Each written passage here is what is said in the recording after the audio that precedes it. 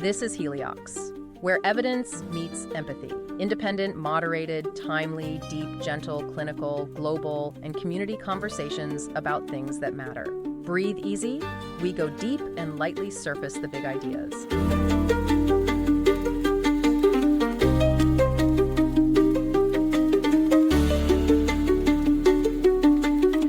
Welcome back to the deep dive. This season, our fifth, has been, well, it's been perhaps our most ambitious. I think that's putting it mildly. Right. We've had just a deluge of sources, a true flood of high-dimensional data that took us into fields as disparate as the quiet physics of life inside a quantum sensing cell. All the way to the loud, chaotic mechanics of financial collapse and global retail. Exactly. And just keeping the threads straight has been a massive undertaking. It truly have. And I think the mission for us today, and really for you, the listener, is not to just run through a highlight reel. That's not the point. No. The real challenge of a synthesis deep dive like this is to find that unifying structure. That single essential cloth that's woven through this incredibly complex tapestry of source material. So we need to take all these intensely specific insights we've been looking at week after week and gently place them back into the larger high-dimensional context where they actually belong. Exactly. And what we found after mapping this massive amount of information is that the season's deep learning really coalesces around three core overarching high-dimensional contexts. So we're looking for the operating system that connects all the individual apps we've been opening all season. That's a great way to put it. The first thread is the surprisingly rigid, yet also deeply malleable geometry of the human mind and its inherent constraints, what we can mentally process and map. Okay. The second context is the increasing fragility, the instability, and the profound opacity of the global systems, especially those financial and corporate structures that we've built on top of that human foundation. And the third? The third is the urgent necessity of radical adaptation and resilience. And this is a necessity that's now being driven by exponential technological acceleration, particularly AI, and of course, existential threats like climate change. That framing is so crucial. It really elevates the discussion beyond just looking at individual news cycles or single studies. Yeah. It shows us that whether we're discussing neuroplasticity or private equity or the singularity, we're almost always talking about limits, complexity, and systems under strain. Precisely. It's about recognizing that the rules governing the stability of, say, a neural network in your brain share a surprising similarity with the rules governing the stability of a housing market or supply chain. It's all about how complex systems handle stress. Okay, I'm with you. So let's unpack this with our first thread, the surprising capacity and the fundamental, almost mathematical limits of the human mind.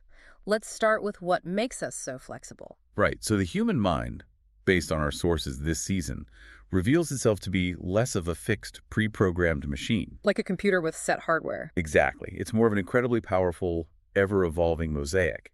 And this adaptability, this high level of neuroplasticity, isn't just about, learning a new language or picking up a new hobby. It's literally structural. And the cross-cultural neuroscience examples we looked at were phenomenal here. They showed how our environment and our culture literally shape the hardware of the brain. Yes. Think back to that study comparing Chinese versus German participants viewing emotional stimuli, specifically anger. Right. The sources showed that their brains could recruit and activate completely different neural networks for processing the exact same emotional stimulus, all based on their cultural context and training. So the brain isn't just following a single fixed blueprint for anger. Not at all. It's constantly repurposing regions. There's a concept from Michael Anderson called neural reuse, and that's exactly what's happening. The brain's ability to rewire itself based on specific cultural demands is absolutely core to who we are and what we can learn. And this capacity for flexible, abstract thinking, it extends way beyond our own species. We saw that in the surprising field of comparative cognition. The study on gifted word learner dogs was a huge revelation for how categorization actually works. Oh, absolutely. The traditional assumptions held that non-human animals primarily rely on physical features when they're categorizing objects. The shape, the texture, what things look like. This ball is round, this stick is long. Exactly. But these exceptional dogs, the GWLs, who spontaneously pick up word labels for hundreds of toys in their home environments, they demonstrated a far more sophisticated level of abstraction. So they weren't just learning this is the blue ball and this is the green snake. No. Much more complex. They were generalizing a label, say, the name of an action, like a toy for pulls or a toy for throws, to an abstract functional category. So the function of the toy, not its appearance. Precisely. The dog would correctly identify the designated toy regardless of its physical appearance, linking it purely to the activity associated with it. And this ability to form labeled mental groups based on purpose or function, rather than just raw perception. That mirrors what human toddlers do. Yes, it mirrors the kind of sophisticated, flexible skill development we usually see later in human toddlers and preschoolers. It really forces us to reconsider the complexity of canine cognitive maps. It pushes back on the idea that language is the only vehicle for abstraction. It's almost like the categories can precede or at least co-evolve with the labels themselves. That's a powerful insight into the foundational mechanisms of learning, yeah. Indeed. And speaking of amazing neurological engineering, let's turn to one of the most delightful illusions the brain creates for us every day, flavor. Ah, yes. We might think of flavor as simply a combination of sweet, sour, salty, bitter, and umami. But the sources this season showed it's this intricate, multisensory symphony, all orchestrated by the brain. It far, far exceeds those basic 5 tastes. You're talking about the concept of oral referral, the brain's little binding trick. That's it, exactly. Flavor requires the brain to take inputs from all these disparate threads. Basic tastes from the tongue, sure, but also mouthfeel, so texture and temperature. And most critically, retronasal smell. That's the odors coming up the back of your throat as you chew. The brain takes all of this and binds it into a unified, localized experience, making us feel like the flavor quality is happening on our tongue. I remember reading about that classic experiment. They showed that even when smell was responsible for like 80% of the perceived quality of a food, participants still attributed that intensity to the taste in their mouth. It's a compelling illusion, and it's likely orchestrated by linking the olfactory signals deep inside the brain to the somatomotor mouth area. It just demonstrates the complex neurological engineering required to eat a slice of pizza. It really does. You see how fragile that system is when you have a terrible head cold? Suddenly the pizza is just texture and salt. Because the retronasal smell component, the key driver of all that flavor complexity, is blocked. That grounding in personal experience makes the science so much more sticky. Yeah. Okay, so while the mind is capable of this incredible, malleable sophistication, the sources also hit us with some fundamental, almost mathematical limits on our processing capacity. And this takes us into the geometric view of cognition, which I think provides one of the season's most profound aha moments. We looked at the kinetic modeling of memory. Which is a physics-based approach. Right. It studies how concepts sharpen through learning and get fuzzier through forgetting, much like objects moving around in a high-dimensional space. And the big discovery here was the existence of a critical dimension. That sounds almost like a hard physics limit on how much we can consciously manage. It's exactly that. The model suggests that when you try to represent concepts in a space that's too high-dimensional, if you add too much complexity, too many input channels, or too many distinguishing features, the whole system just collapses. The entire conceptual system collapses. The memories start merging, they share too many centers, and they fall into one giant, uselessly fuzzy super concept. The geometric machinery designed to maintain distinct conceptual identity is actively destroyed by excessive complexity. So the system basically cannibalizes itself if it tries to be too inclusive or too complex. Yes, and here's the kicker. When the simulations run the numbers to find the point at which the system is optimized for distinct concept storage versus the complexity that destroys it, where did that dimensional sweet spot saturate? Let me guess. It's a number we've heard before. Right around the number 7. 7. That number has echoes all through psychological research. George Miller's magical number 7, working memory limits, chunking information. But this model suggests that 7 isn't just some psychological quirk. It might be a fundamental geometric constraint on perception itself. It's a non-monotonic relationship. Memory capacity peaks at 7, and then it sharply collapses. Wow. The system is just optimized for maintaining distinct concepts with an optimal number of input channels, and beyond that, performance degrades rapidly. This has staggering implications for how we design everything from, educational curricula to cockpit controls. A physical or geometric limit on how much our brains can handle. And that kind of spatial conceptual ability managing complex relationships in high-dimensional space is what drives expert navigation. Absolutely. Whether you're crossing a dense city or a wide-open ocean. And we compared 2 really distinct groups of expert navigators.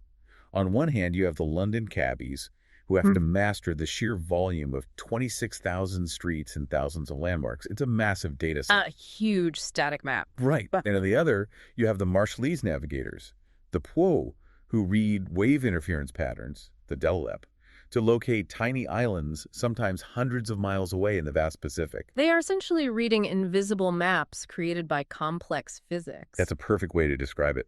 The DELALEP are these incredibly subtle patterns of wave refraction and interference caused by the interaction of the ocean's swell with distant, unseen land masses. The navigators interpret these tiny shifts in wave height and direction as indicators of location and trajectory. Incredible. And both the cabbies and the Marshallese rely heavily on their hippocampus to do this. Heavily. They're creating and maintaining these complex internal cognitive maps, a process known as cognitive mapping. And the London cabbie research specifically, it showed their brains prioritize difficult high-stress junctions that are also common high-importance routes. It's like a pre-caching strategy. Which is exactly how you maximize efficiency under that dimensional constraint we just talked about. You don't try to hold everything equally. You prioritize. Now contrast that effortful, hippocampal-dependent map building with someone who relies solely on turn-by-turn GPS. Like most of us now. Like most of us. Studies show that merely following those automated directions does not activate the hippocampus in the same way. It leads to less accurate maps drawn from memory and a real reduction in genuine spatial skill maintenance. The technology outsources the mental geometry. It does. So we've seen the mind as flexible, limited, and spatial. Now let's look at it as a social learning machine. We learned this season that rejection isn't just pain. It's an active data point used for sophisticated calibration. It is a critical learning signal. Our sources showed the brain runs two distinct social learning algorithms simultaneously. One tracks immediate inclusion or exclusion, the social win or loss, which heavily involves the immediate reward and punishment systems. The ouch, that hurt system. Exactly. But the other one tracks social value, a much more long-term, sophisticated estimate of how much the group values you as a reliable member. So how does the brain adjust that long-term social value? It can't just be based on one interaction. No, it uses the anterior cingulate cortex, the ACC, and it relies heavily on surprise. Negative surprises like unexpected rejection or exclusion when your brain predicted acceptance act as powerful prediction errors. Ah, okay. The ACC uses that error signal to recalibrate your estimated social value for future interactions. The brain is actively using social pain to improve its algorithm for navigating the group. It's evolutionarily critical learning. That explains why social exclusion feels so visceral. It's the fundamental system trying to adjust itself to keep you safe within the tribe. And this geometry of the mind gives us hope for adaptation, too. We saw strong evidence for neuroplasticity and cognitive reserve that persists throughout life, suggesting we can push against those limits. I found the study on aging musicians so compelling. It supports what's called the backup regulation hypothesis. Exactly. The hypothesis suggests that long-term, active engagement, like playing a complex instrument, helps older musicians maintain a more youth-like brain connectivity pattern. But what's fascinating is how they do it. They weren't just succeeding by adding more effort. No, they maintain efficiency. In fact, for the musicians, lower connectivity strength in certain pathways actually predicted better performance on listening tasks. It suggests their brains found more optimal, less noisy routes to success. They weren't just working harder, they were working smarter. And the benefits of building this cognitive reserve go far beyond just hobbies. Oh, they do.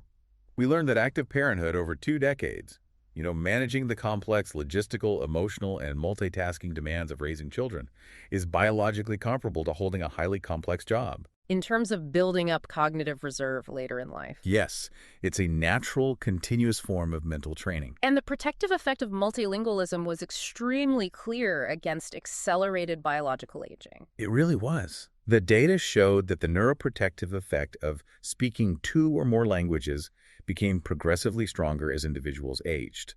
The gap between them and their monolingual peers widened significantly, especially in later life. So that continuous mental effort of shifting between 2 complex systems acts as a measurable defense mechanism against cognitive decline. It's like a workout for the brain's core systems. It is remarkable how well-defined the geometry of the mind is. It's flexible, powerful, and yet it's bound by these intrinsic dimensional limits. But when we zoom out from the individual mind to the systems we build, our economy, our supply chains, our institutions, we find they're often defined less by that kind of elegance and more by debt, instability, and profound opacity. And that brings us perfectly to our second core theme, Systems under strain.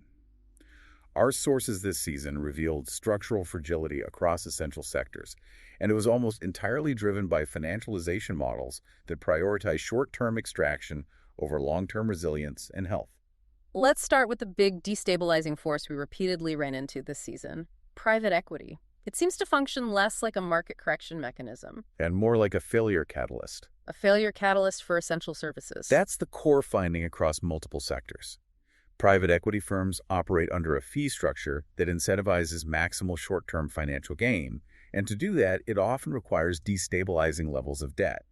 We focus heavily on the standard 2 and 20 fee structure. Okay, let's break down that mechanism because it's so crucial to understanding the rot. It's simple, but it's corrosive.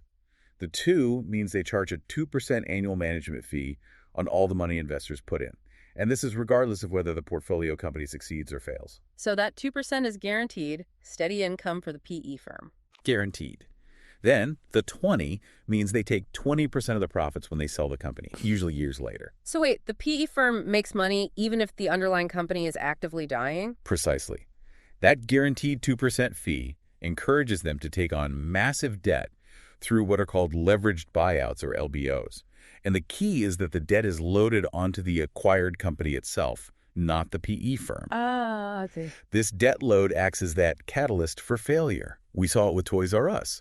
The company was bankrupted by its overwhelming debt, a direct consequence of the LBO model. Right. Yet even as the company collapsed and thousands of people lost their jobs, the private equity firms involved, Bain and KKR, still made millions in management fees on that very debt. The incentive is fundamentally misaligned with the health of the business. And we saw this corrosive model spreading far beyond just retail. It gutted local journalism, forcing dedicated reporters into supplemental work like driving for DoorDash just to pay the bills. While the CEO of the debt-burdened parent company received just astronomical compensation. I mean, the numbers from the sources were staggering. One CEO of a major newspaper chain took home $7.74 million in compensation, while local journalists, the lifeblood of civic reporting, were struggling to survive. And it happens because the PE ownership strategy is focused on stripping assets, cutting staff, and servicing the debt they imposed, rather than reinvesting in the core service, which in this case is journalism. And the issue isn't accidental or just simple mismanagement. No. The sources concluded that the severe lack of transparency in private equity ownership structures, these labyrinthine holding companies and debt instruments, is often part of the design. It's deliberate. It deliberately makes the financial mechanisms incomprehensible to observers and even employees. This opaqueness cloaks their strategy. It allows them to rapidly erode patient care like we saw in the attempts to dismantle community assets like Riverton Hospital in Wyoming, or hike rents dramatically in housing complexes like Southern Towers. So they're transforming essential infrastructure into pure financial vehicles. That's the model. It's the absolute antithesis of the transparency you need for high-trust systems. And this short-term financial logic, it contrasts so sharply with rational long-term economic policy, like the discussion we had around tariffs. Right. The sources were very clear that the Trump tariff strategy created this unpredictable, confusing patchwork. It was often driven more by political whim and immediate negotiation leverage than by any clear economic rationale. And the confusion wasn't confined to antagonists or rivals. No, not at all. The result was this messy geopolitical landscape where allies like Switzerland were inexplicably hit with a massive 39% punitive tariff, while the treatment of other nations was far lighter. There was no clear logic. And the economic reality of who pays for tariffs. The reality, confirmed across multiple analyses, is that tariffs function primarily as a tax on consumption, and that tax is borne overwhelmingly by American consumers through higher prices, not by the foreign exporting state. But didn't the administration argue that the tariff revenue flowed back to farmers to offset their losses from the trade war? They did. But that doesn't negate the fact that the cost was passed on to consumers first. That's just a redistribution of the tax. Furthermore, tariffs introduce costly uncertainty into supply chains, forcing businesses to absorb or pass on even higher costs. The policy just failed to achieve its stated goals of dramatically shifting the trade balance while adding significant friction and cost to the domestic market. But often these kinds of political decisions are based on perception, not pure economic math. If the tariffs were so confusing and expensive for consumers, why did they remain politically viable? Did the sources explore that? They did. They suggested that the viability rests on a powerful but flawed narrative. The idea that we can punish foreign governments without any domestic consequence. I see. This narrative overrides the mundane economic reality of rising import prices at Walmart. It's a perfect illustration of how political systems can willingly accept opacity and inefficiency, the very opposite of the stable systems we want, if the narrative is powerful enough to support it. And those systemic design flaws run deep. The AI models built under the social thermodynamics critique suggested that both traditional capitalism and state socialism fail for a similar reason. They do. They fail because they assume a single, universally applicable model of human behavior. That we're either one thing or the other. Exactly. They assume we are only monetary competitors or only state cooperators. The AI models argued that traditional, successful economies, the ones that proved robust over centuries, worked because they were profoundly context-sensitive. Meaning they let people switch modes. Precisely. They allowed people to fluidly shift between competitive and cooperative modes depending on the social situation. They harnessed our context-dependent, strong reciprocity instincts. So if I'm trying to negotiate a business deal, I am ruthlessly competitive, but then when I'm working on a volunteer project for my community, I am purely cooperative. And the system supports both of those states. You've got it. The failure of modern, large-scale systems is their inability to manage this fluidity. They try to impose one monolithic set of incentives, be it the private equity firm's relentless pursuit of efficiency or the rigid state planner's dictates, and they fundamentally fail to capture the complexity of human motivation. And these models issued a huge warning about the modern obsession with efficiency above all else. A huge warning. Optimizing only for efficiency creates system fragility. If we rely on just-in-time everything, when one component fails, the whole chain collapses. We saw that during the pandemic. Absolutely. Resilience, the AI models conclude, requires implementing redundancy and modularity, things like financial firewalls for critical systems or maintaining multiple vendors for essential supplies. And this means accepting a willingness to pay a resilience premium. We have to pay extra for slowness, for duplication, and for extra safety buffers. Exactly. It's a cost, but it's also an insurance policy against catastrophic failure. That efficiency versus resilience trade-off is perhaps the most important systems-level realization of the entire season. It applies to everything from supply chains to governing a corporation. It does. But on the governance side, we did see some proactive policy responses designed to combat fragility, particularly in the Canadian case study on housing. Right. Canada's approach, the Build Canada Homes initiative, is a system responding to a clear social need rather than just relying on the short-term financial incentives that caused the crisis in the first place. This is a massive governmental response aimed at doubling home building to meet affordability goals. And the strategy focuses heavily on non-market housing and multi-unit rentals, the dense, affordable housing stock that profit-driven models often ignore. So they're directly targeting the gap in the market. They are. They dramatically raised the annual limit for Canada mortgage bonds to $80 billion, channeling that capital specifically towards these necessary dense developments. It's a great example of a policy creating modularity and redundancy in an otherwise fragile market. And speaking of effective systems, the sources showed that even organizational success, at the level of a single team or a company, comes down to basic human biology. Specifically, the cost of low trust. The science here is just unambiguous. Studies showed that toxic boss behavior, social exclusion, or relentless organizational stress. It lights up the same brain circuits as physical pain, the somatosensory cortex and the insula. The same parts of the brain. The same parts. And importantly, that social pain often lasts longer and has a greater impact on long-term physical and mental health than a transient physical injury does. So being micromanaged or working for an abusive manager is biologically equivalent to being physically hurt. In terms of the neurological response, yes. And conversely, fostering high trust, which can be measured simply by asking a team how much they genuinely enjoy their job, is not some soft skill. Right. It's a measurable biological process that drives productivity. One study could predict sales with an 84% accuracy based purely on measurements of staff immersion and how long customers browse direct proxies for a high-trust, engaging work environment. So trust is a competitive, measurable biological advantage. It absolutely is. That's the core takeaway for Theme 2, then. The systems we build are fragile because they so often ignore the dimensional constraints of the human mind and the biological necessity of trust. And instead, they optimize for opaque, short-term financial extraction. Precisely. Yeah. We're going to take a brief moment now, but when we come back, we are going to accelerate into the future. We'll look at how AI is rapidly moving from being a responsive tool to an autonomous self-discoverer, and what that means for our absolute imperative to adapt.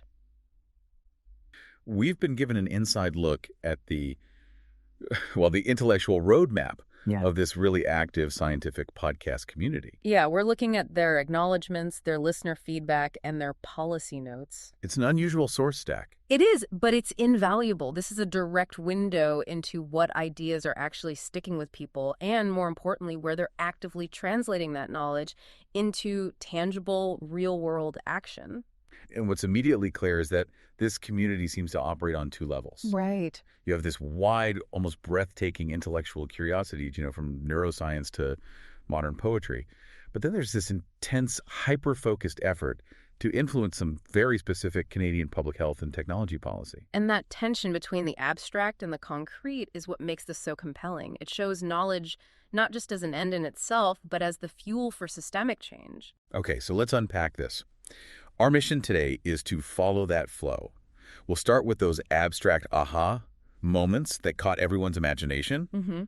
Then we'll move into the concrete policy proposals they're pushing, specifically on indoor air quality and medical diagnostics. And finally, we'll look at their really ambitious proposals for AI ethics. We're going to distill the arguments, define the stakes, and make sure you walk away with a clear picture of the full spectrum. So let's start with that intellectual resonance. Yeah. What's so fascinating is how listeners are applying these scientific concepts to completely unrelated fields. Yeah, and the best example comes from a listener known as Rainbow Roxy, a computer science teacher from Bucharest. Right, all the way from Bucharest. And this is immediate application. Roxy was commenting on an episode called The Machinery of Hope in Crisis, which was all about how large systems fail. Like governments, hospitals, supply chains? Exactly. And Roxy's feedback just cut right to the core of it. They said these structures fail because they're designed for peace, not plague. Designed for peace, not plague. Wow. Wow. And they described fixing those systems as a real-world debugging challenge. That analogy is just so sharp. It brings this logical clarity to what can feel like, political or moral failure. It does. In computer science, if a system crashes, it's not because the hardware is evil. It's because the design didn't account for the stress test for the plague. So the failure is a solvable fault line in the architecture. Precisely. It's not just about naming the problem. It's a framework for the solution. If a system is only built for a perfect day, it just lacks the redundancy it needs when things go wrong. Exactly. You have plans for the good times, but no plans for the inevitable crisis. And this framework, it applies everywhere. Corporate governance, urban planning. And obviously public health infrastructure. It forces you to ask, are we building for perpetual peace or are we intentionally building in resilience? And Roxy's curiosity doesn't stop there. They're also really interested in that intersection of AI, neuroscience, and art. Yes, on another episode, The Languages We Keep, which discussed the benefits of multilingualism. Roxy framed it not as a hobby, but as a constant mental workout. A constant mental workout. Actively optimizing our neural pathways every single day. That phrasing, pathway optimization, that's not a textbook definition. That's an engineer's view of system improvement. Right. It makes learning a language feel like a necessary, high-value investment in your own cognitive hardware. It turns maintenance into an upgrade. That's it. Taking a finding and immediately translating it into an actionable principle. We also see the role of public trust coming up. Yeah. Rhea Nolan commented on a really technical episode about a SARS-CoV-2 inhibitor peptide. And Nolan's observation was simple, but so crucial, that the majority of humans place more faith in real medical research than in partisan accusations. That's a powerful vote of confidence in science itself. When it's communicated clearly, it cuts through the noise. And just to show the sheer breadth of this community, there's also an appreciation for the aesthetic side of things. Oh yeah, the poetry. Prasenjit Singha reached out about a bonus episode, Halloween Ghosts and Cold Ocean Therapy, and loved a late autumn song called Between Between. Calling it beautifully mesmerizing. To appreciate the depth of immunology and, at the same time, the poetic quality of a song. That's the mark of real intellectual freedom. It shows the learner is looking for insights that enrich, every part of their life. That curiosity is so powerful. But applying knowledge is only half the story. The other half is advocacy turning science into enforceable rules. Okay, so we're shifting gears from the mind palace to the policy battlefield. Exactly. Let's look at the biggest push detailed in these notes.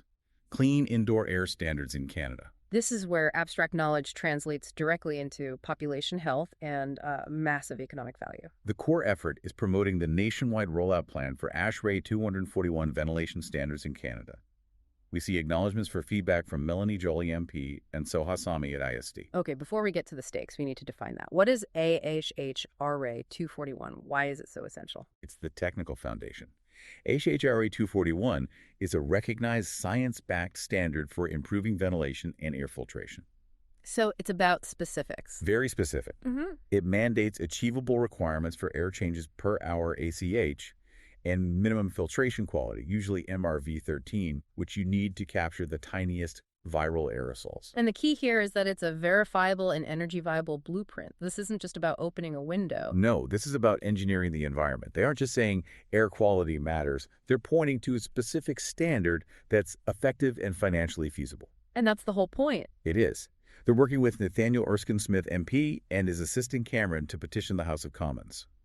The entire goal is to get these ASHRAE 241 standards written into the 2025 Canadian Building Code. And this is where the policy urgency becomes a matter of massive financial and human consequence. They're fighting the timeline. They note explicitly in their sources that pushing this to the next cycle, the one for 2030, would mean missing out on an estimated $30 billion in national value. Hold on, $30 billion. That number is staggering. How is that calculated? It assumes a few things, based on research cited in the episode Long COVID Global Stats 2025.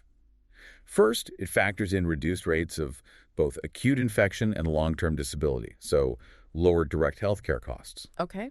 But the majority of that value comes from avoiding lost productivity, reducing sick days, and mitigating the economic drag from mass disabling events. So it's an opportunity cost calculation, the cost of inaction over 5 years. Precisely. By delaying, the country loses $30 billion, not just in health savings, but in economic potential. And without inclusion in that binding 2025 code, the system relies on... But what? Voluntary guidelines. Exactly. The Canadian Standards Association, the CSA, would provide voluntary guidelines, maybe some temporary incentive programs. Which is just not as effective as mandatory standards. It's the difference between hoping building owners comply and forcing them to protect the public. So if we connect this to the bigger picture, it's about moving from identifying a problem to proposing a concrete, legally enforceable $30 billion solution. Moving on from infrastructure, let's detail two other critical policy areas, starting with medical testing. And we see a parallel effort here, right? It's not just focus on legislatures, but on the regulatory bodies that set the technical rules. Right. There's thanks for the CSA for their draft mask regulations in healthcare, which is a good step. But the community's focus is also really on diagnostics, specifically microclot testing. So moving from prevention to identification and diagnosis. Absolutely. Yeah. Major gratitude to Patrick Weiler, MP, and his staff for handling a petition on this. The aim is crucial, to standardize and certify doable, cost-effective testing for microclots across Canada. Which moves a specialized research finding into something that can actually be scaled for clinical practice. That's always the biggest hurdle. And the source material is very technical. They hope Health Canada moves quickly on the flow cytometric standard test. Okay, so for the learner, this is a highly advanced lab method for rapidly analyzing microscopic particles. Incredible precision. Right. And think of the flow cytometric test as the highly accurate lab gold standard. You need that certified first. It gives you the baseline for what accurate detection even looks like. And once that baseline is established, it can then serve as the certification benchmark for the emerging, less invasive nail testing protocol developed at MIT. So that's the two-step strategy. That's it. One is the gold standard. The other is the scalable, user-friendly field test. It's like certifying a professional lab thermometer so you can validate the cheap, portable one you send home with everyone. It's intelligent policy design, connecting two levels of technology to solve a massive public health need. Finally, let's pivot entirely to the future of, well, intellectual property and AI. The community is working with Evan Solomon and his team on AI modeling ethics in Canada. And this raises a really important question. The proposals here aren't just incremental changes. They are fundamentally reconceptualizing intellectual property. They want to establish a new economy of intellectual credit. An economy of credit. The sources detail 3 specific suggestions, all designed to build an economy of curiosity and innovation. Okay, what's number 1? Number 1 is simple, acknowledgement, citing the original source work that the model used. Foundational transparency. Moving away from the black box. Number 2 is an active royalty system. payments on use, proportional payment based on how much of the AI's answer depended on the original work. So if an AI relies heavily on Professor X's 1985 paper to generate 70% of an answer, Professor X gets a 70% proportional payment. That's an intellectual royalty system for microtransactions. It instantly ties the AI's output back to the human labor that built it. But the truly radical concept, the one that really shifts the paradigm, is number 3, durability. Durability. This means crediting the original foundational insight. They liken it to a Nobel Prize, rather than the researchers or models that just optimized it later on. Okay, think about the implications of that. When a machine learning model optimizes a technique 50 years after the principle was established, who gets the credit? Under this proposal, it's the original conceptual leap that maintains its value. It fundamentally shifts the value away from iterative optimization, which machines are great at, back to foundational human creativity. Right. It ensures the first person who made the discovery continues to be recognized and paid, long after 1,000 models have built on it. What would it mean if every substantial AI output required verifiable, paid acknowledgement of the human insights that drove its success? It sets up an entirely new system of economic incentives. It's a massive paradigm shift. But before we mull that over, we need to acknowledge the scope of this community. It's truly global. The acknowledgement lists are extensive. The sources detail listeners across 75 countries, from the Sunshine Coast in British Columbia to the US, UK, Australia, Hong Kong, Germany. So the policy discussion that impacts Canada is being followed intensely everywhere. They give specific shout-outs to cities like Gibson, Sechelt, Eygelshoven, Vancouver, Melbourne, Perth, Göttingen, Sydney, Bodmin, Cornwall, and another 989 cities. Someone in Bodmin, Cornwall, is actively tracking Canadian building code debates. That shows incredible reach. That global footprint confirms the universality of these topics: indoor air quality, AI ethics. The problems and the need for solutions are everywhere. And we should acknowledge the outreach efforts, like Radio Free Palmer, KVRF 89.5 in Alaska, broadcasting the symbiotic blueprint. And finally, the recurring call to action for you, the listener, is clear. They want you to share specific research papers with context, detailed, thoughtful, positive comments. It's a knowledge ecosystem built on sharing. And of course, final thanks go out to the producers, hosts, research staff, interns, the virtual office dog, and other useful critters in our menagerie. So to synthesize this, we've covered an incredible spectrum. We really have. From understanding how multilingualism acts as neural optimization, to a specific multi-billion-dollar push for health infrastructure, and finally to restructuring how AI credits human thought. It just highlights how quickly and at what scale knowledge is being applied today. Satisfying the learner at every level. So what does this all mean? The most conceptually ambitious proposal here might be that concept of durability in AI ethics. If we implemented a system that always recognized and paid homage, that Nobel Prize moment, to the foundational original insights that AI leverages, how would that fundamentally shift the incentives for human curiosity and innovation moving forward? Would it make the pursuit of those massive paradigm-shifting ideas more economically viable? It's an incentive system built not for optimization, but for intellectual breakthrough. It asks us to look backward at the source of inspiration to properly pay for the future of automation. Something to mull over as you continue your own explorations into the intersections of policy, science, and ethics. Welcome back to The Deep Dive. Before the break, we mapped the geometric constraints of the human mind and the structural fragility of the financial systems we've created. And now we turn to the forces accelerating change at an exponential pace, demanding radical adaptation from all of us. This is Theme 3, the accelerated AI and adaptation imperative. Yes. And the key finding from our sources in this domain is that AI is no longer just processing human knowledge. It is rapidly moving toward autonomous, self-accelerating intelligence, which fundamentally changes the nature of scientific discovery. And consequently, the nature of existential risk. Let's start with ASI Arch, the AI system that designs and improves its own neural networks.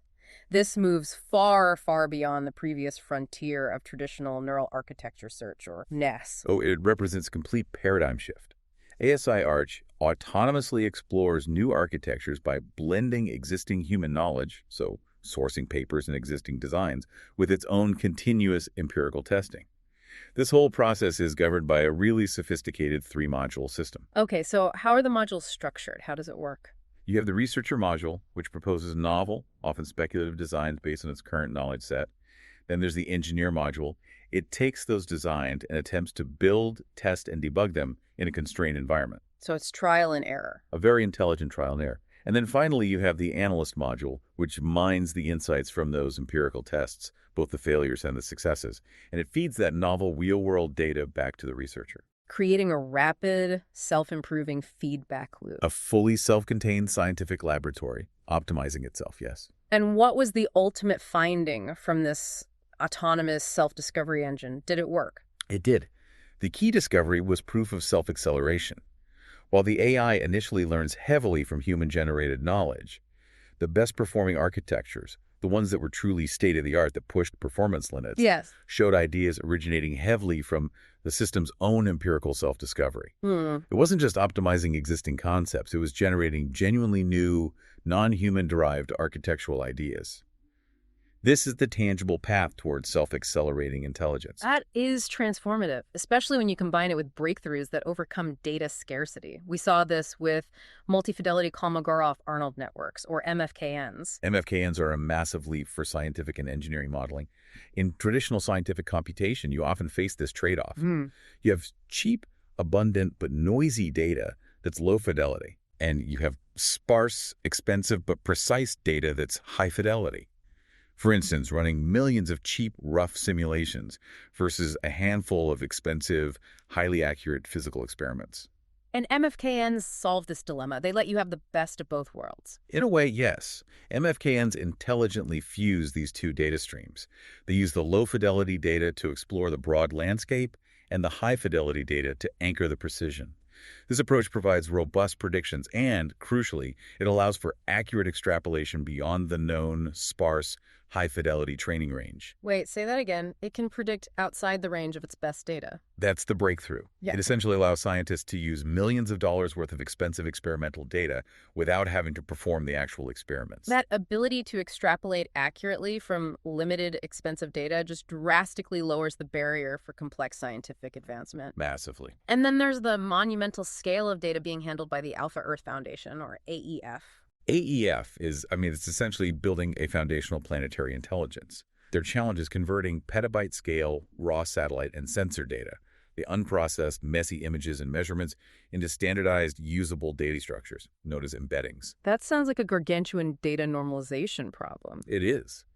But by converting 1.4 trillion data points per year into these standardized temporal embeddings, they enable continuous temporal modeling for complex risk assessment. And the result? This drastically reduces the error rate by nearly 24% compared to traditional models. AEF acts as the crucial foundational layer. It solves the data preparation problem once and then democratizes access to complex geospatial intelligence for everyone. So for things like identifying wildfire-prone areas that share deep environmental feature profiles. Or monitoring global resource shifts, exactly. So, okay, we have this rapid self-accelerating intelligence generating massive, accurate abundance. But the sources warned that this very success leads directly to the core existential risk we must adapt to. This is what one source called the abundance trap. The core crisis is no longer scarcity, as it was in the past. It's the intelligence inversion. And what's that? It's where non-metabolic AI labor, which needs only electricity and has no needs, no desire to sleep, eat, or be compensated, makes human labor economically obsolete. Our entire existing economic system, which is built on the assumption of scarcity and the necessity of human metabolic labor, registers this abundance as an existential catastrophe. So our greatest technological triumph becomes an economic system failure if we don't change the underlying operating principles. You've got it. And the sources argue that this time, we can't just pivot like we did in past revolutions. That's the metabolic rift. In the agricultural and industrial revolutions, when machines outperformed human muscle, we pivoted to the human mind. We became knowledge workers. Right. But when non-metabolic AI outcompetes the human mind performing cognitive labor faster, cheaper, and more reliably, the scarcity premium on human thought is gone. The old Luddite argument that we just need to retrain for a new job becomes obsolete. Because there's nowhere left to pivot that maintains economic value within the current scarcity-based system. Exactly. It's a crisis of meaning, of structure, of value itself. So how do we govern a singularity that threatens to destabilize the very foundation of civilization? The only viable path, according to the source material, is radical, deliberate governance structured around something called the mind principle.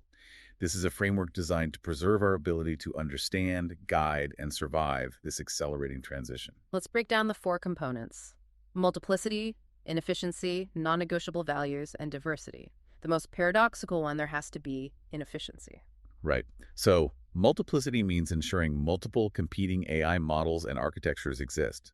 Diversity means ensuring that human involvement comes from varied socioeconomic and cultural backgrounds. Non-negotiable values means embedding hard sustainability and ethical thresholds that cannot be optimized away by the machine. Okay, that all makes sense. But inefficiency? Inefficiency is the critical protective measure. Governance must deliberately build redundancy into critical systems.